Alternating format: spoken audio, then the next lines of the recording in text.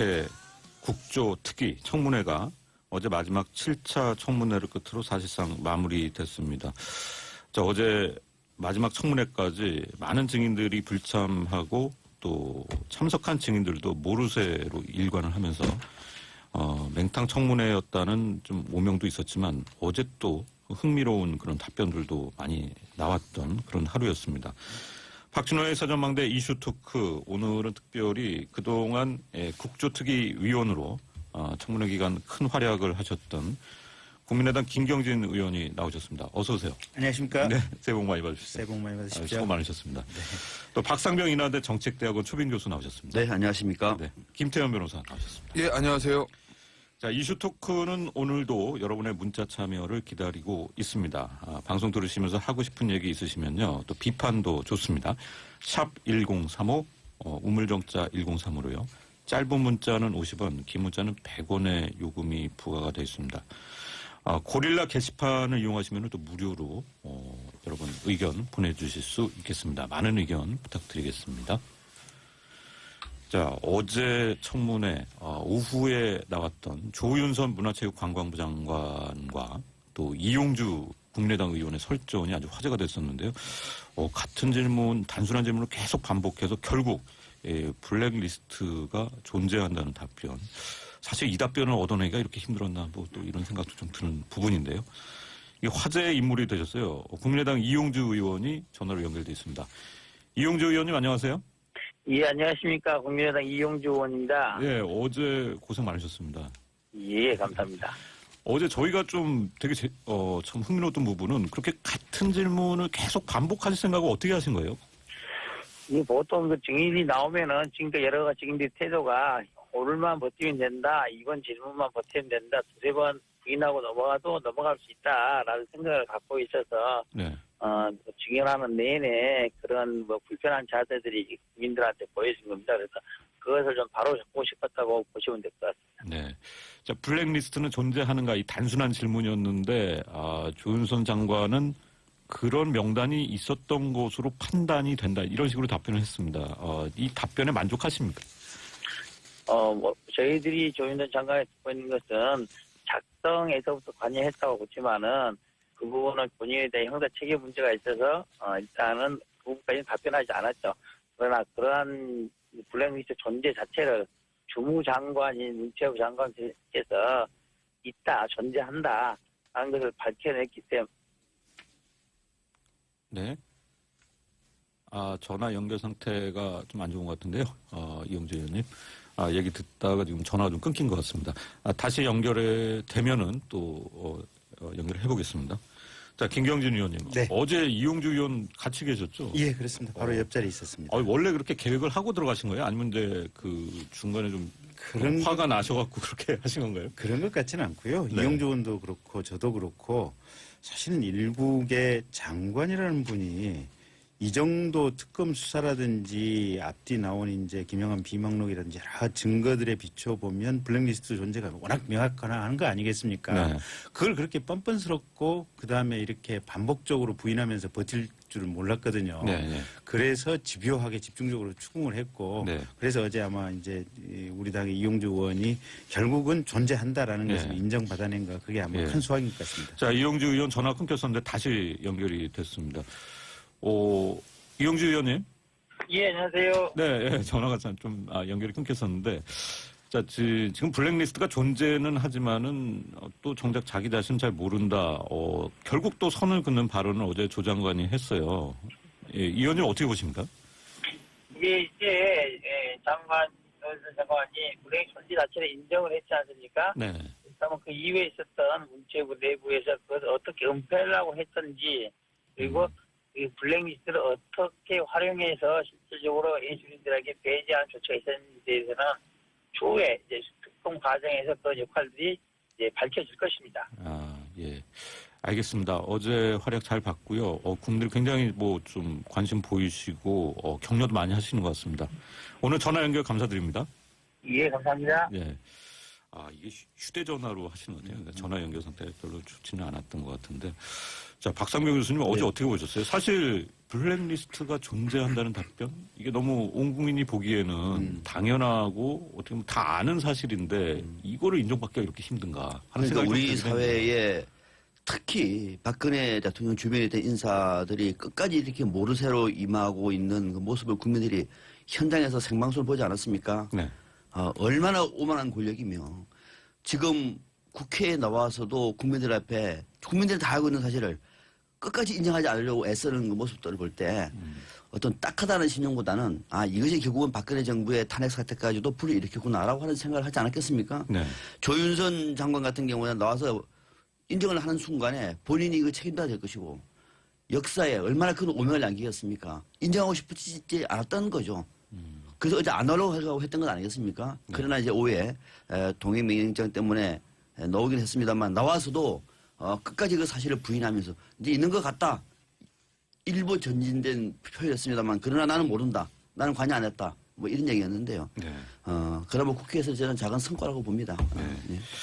자, 김경주 의원님. 네. 어제로 일단 국조특위 청문회, 7차 청문회를 끝으로 사실상 마무리가 됐는데, 네. 뭐 그동안 노력도 많이 하셨지만은 특히 아쉬운 점은 어떤 거였습니까? 그러니까 제일 문제가 사람들 안 나오는 거였죠. 증인 불출석. 예, 불출석 문제. 그러니까 이제 외국 독일처럼 우리도 그냥 이렇게 경찰관 보내서 수갑 채워서 데리고 올 수 있는 제도를 도입하는 내용으로 법 개정을 추진하자 이제 이런 의견들이 굉장히 많이 이제 올라와 있는 상태고요. 지금도 동행 명령장은 발부를 하잖아요. 저희. 근데 동행 명령장은 법적 효력이 수갑을 채워올 수는 없습니다. 그러니까 말 그대로 동행 명령. 국회까지 같이 갑시다라고 명령을 하는 거고 네. 그 명령에 불복종을 하겠다라고 하는 순간 강제로 몸을 끌고 올 방법은 없습니다. 그러니까 본인을 만나서 그 명령장을 전달했어도 그렇다는 네. 얘기죠. 예. 나는 명령을 거부하겠다라고 하면 이제 국회 모독죄로 처벌하는 것 외에는 다른 방법은 없게 되는 겁니다. 그러니까 실은 어제도 재밌는 게요. 네. 조윤선 장관이 오후에 나오긴 나왔는데 원래 지금 사무실이 세종시에 있지 않습니까? 이 양반이 서울의 청파동에 있는 문체부에 있는 장관 별실에 별도로 따로 와 있었습니다. 네. 그래서 동행명령장을 가지고 만약에 세종으로 갔다면 실은 동행명령장도 집행이 안 될 판이었어요. 근데 저를 포함한 몇몇 의원들에게 조윤선 장관이 실은 여기가 있다. 이 청파동에 이제 장관 서울 별도 사무실에 있다라고 이게 제보 문자가 왔고 네. 그래서 그 내용을 언론에 까버렸습니다. 바로. 깠더니 조윤선 장관이 그걸 보고 있다가 실시간으로 보고 있다가 이건 안 갈 방법이 없겠다라고 해가지고 네. 동행명령장 집행해서 출발한다고 하니까 그때 바로 전화가 왔습니다. 그러면 나 그냥 자진 출석할 테니까 굳이 동행명령장 가지고 여기 올 필요 없겠다라고 해서 출석이 되게 된 겁니다. 제가 그 점 하나 좀 여쭤보고 싶은 게 네. 바로 그때 제가 다른 방송사에 있었는데 네. 동행명령장을 발부를 했는데 네. 당연히 세종시로 가야 될 텐데 네. 서울 별관으로 간다는 거예요. 네. 그래서 빨리 그 담당 우리 그 PD한테 한번 네. 확인해봐라. 네. 서울에 있을 걸 확인을 했으면 몰라도 그렇지 네. 않으면 이 가면은 헛걸음이다. 네. 국회의원 3명도 따라하지 않았습니까? 네, 네. 근데 그러니까 누가 사실은 제보를 했군요. 문체부 내부 공무원으로부터 제보가 왔었습니다. 그러니까 문체부 내부에서도 실은 조윤선 장관의 최근에 이런 행태에 대해서도 내부에서 부글부글 끓고 있는 김민희 상황이에요. 의원이 휴대폰으로 제보가 저한테도 왔습니다. 왔습니다. 예. 네. 다른 의원에게도 온 것으로 알고 있습니다. 예. 작품을 그렇게 이루었군요. 그래서 이제 아까 이제 아쉬운 점은 첫째가 제일 이런 겁니다. 그러니까 불출석한다는 거. 네. 그다음에 두 번째는 와서 서슴없이 거짓말을 경연대회를 한다는 거. 네. 김기춘에서 받고 우병우에서 받고 최경희 청장 또 김경숙 학장 뭐 되게 뻔뻔한 거짓말도 지금 많이 보고 있지 않습니까? 세 번째는 청문회가 상당히 비효율적입니다. 그러니까 네. 17명이 7분씩 원턴을 하다 보면 2시간 만에 자기 질문 기회가 들어오다 보니까 사실 질문에 맥이 끊기거든요. 이게 증인들이 많다 보니까. 그래서 네. 한 5명짜리 소위를 구성하면 훨씬 좀 효율적이지 않을까 싶은 게 있고 또 마지막으로 어제 박영선 의원이 끝까지 얘기를 했는데 우병우 씨 가령 뭐 이렇게 이 수임 사건 세금 신고 내역들은 아직도 안 내고 있거든요. 자료를 제출. 자료를. 예. 그러니까 국회에서 기관이나 개인에게 자료 제출 요구를 하면 그렇게 자료를 안 내고 버팅깁니다. 예. 그러니까 장관이나 이게 헌법기관 인사청문회 때도 마찬가지인데 그게 자료를 안 주면 저희가 뭘 구체적으로 새로운 사실을 발견할 기초거리가 없는 겁니다.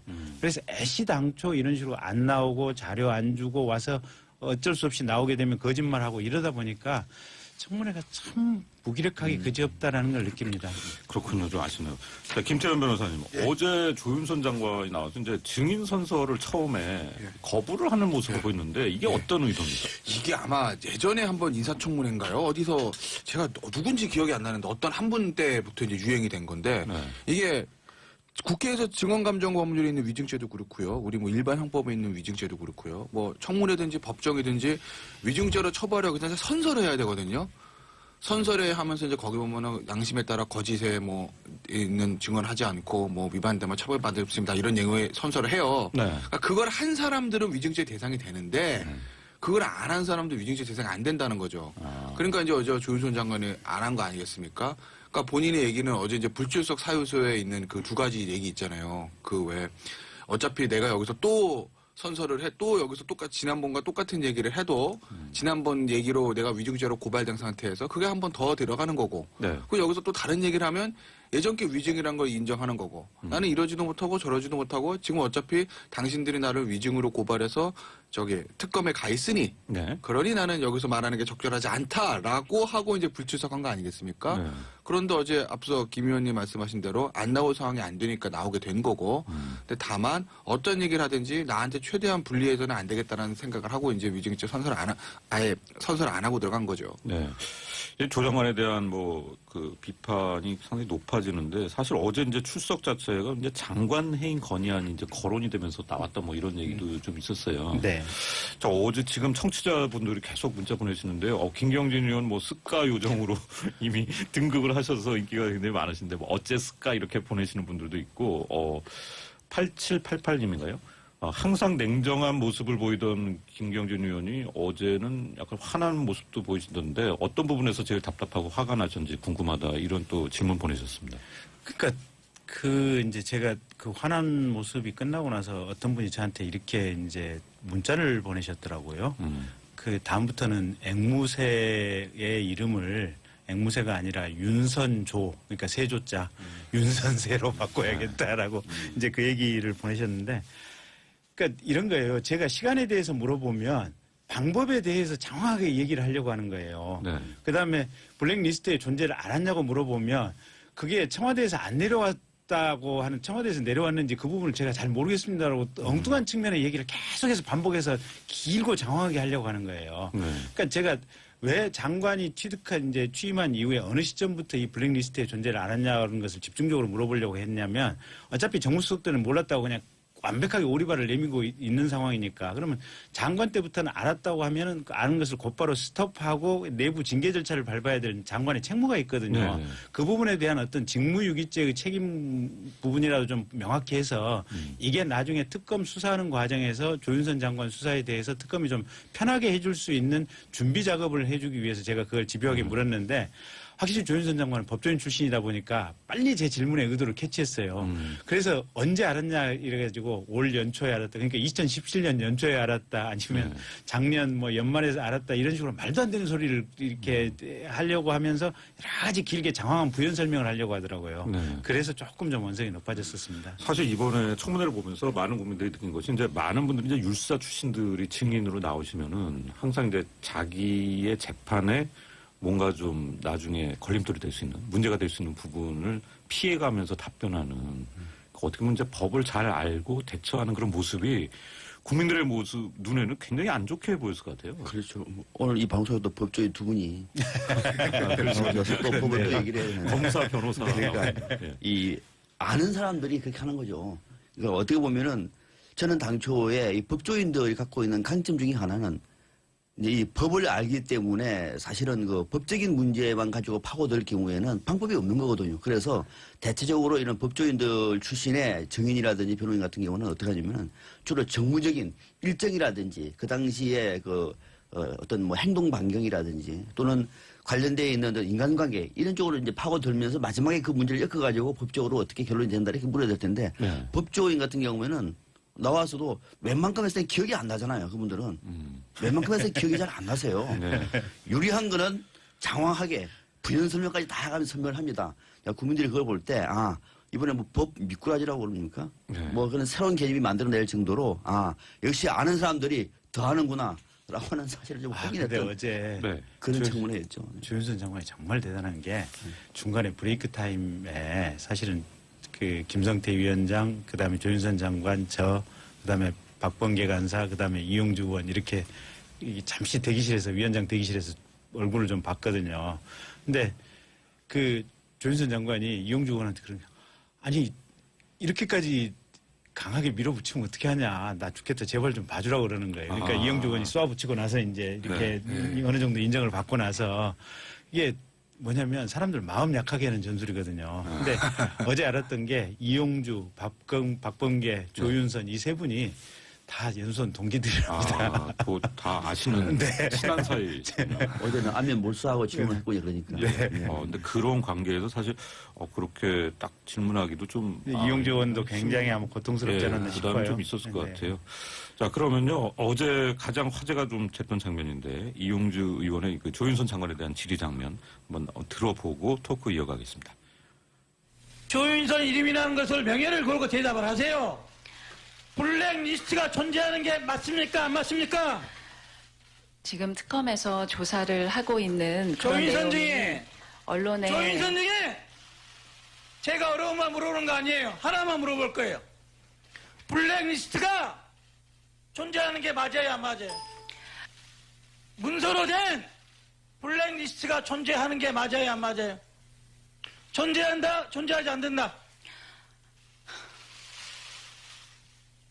그 예술인들의 지원을 배제하는 그런 명단은 있었던 것으로 판단이 되고 있습니다. 네, 요즘에 뭐 방송 장비가 갈수록 좋아지기 때문에 조 장관의 한숨 소리가 있습니다. 자, 국조특위가 활동 기간 연장 의결을 결정한 것으로 알고 있는데 사실 이제 국민들이 이런 의견이 많습니다. 이제 연장한다고 해서 뾰족한 수가 있습니까?라는 건데요. 네.